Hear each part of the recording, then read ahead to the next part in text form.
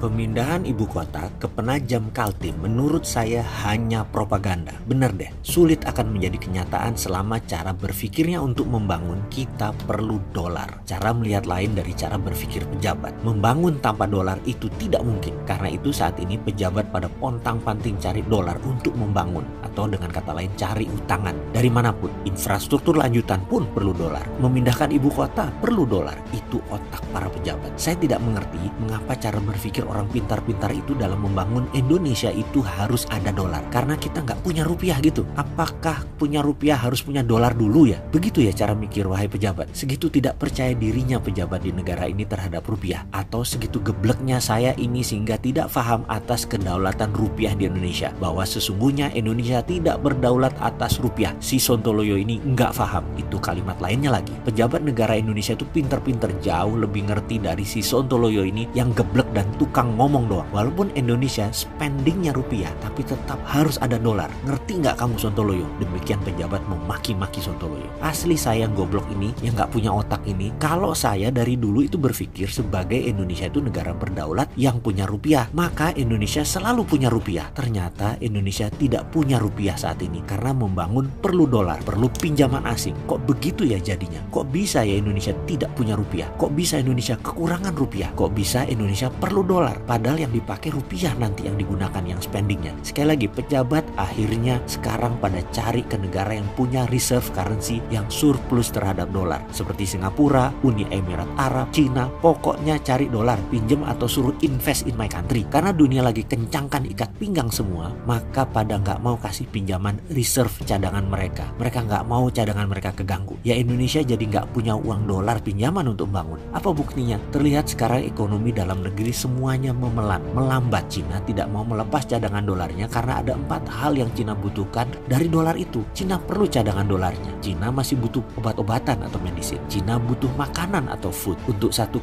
miliar penduduknya. Cina butuh bahan baku atau raw material. Dan terakhir, Cina butuh energi. Keempatnya, Cina perlu dolar untuk impor 4 jenis barang vital tersebut. Arab mana mau minyaknya diberi pakai yuan. Eropa obat-obatan mana mau dibayar pakai yuan. Bahan baku mana ada yang mau dibayar pakai yuan. Dolar lah. Nanti dolar bisa beli kain ke India misalnya. Kalau kita jual batu bara pakai yuan, yuannya nggak laku buat beli kain ke India karena India nggak punya direct dagang dengan Cina. Kecil. Intinya tetap dolar yang banyak negara sekarang tahan atau pegang buat cadangan mereka. Jadi negeri 62 yang maha aneh yang harus membangun perlu dolar sekarang jadi bingung. Padahal si Sontoloyo sudah ingatkan, ya print aja rupiah pakai jaminan proyek. Nggak percaya. Sampai kapan dul ngene ngurus negara? Kapokmu kapan?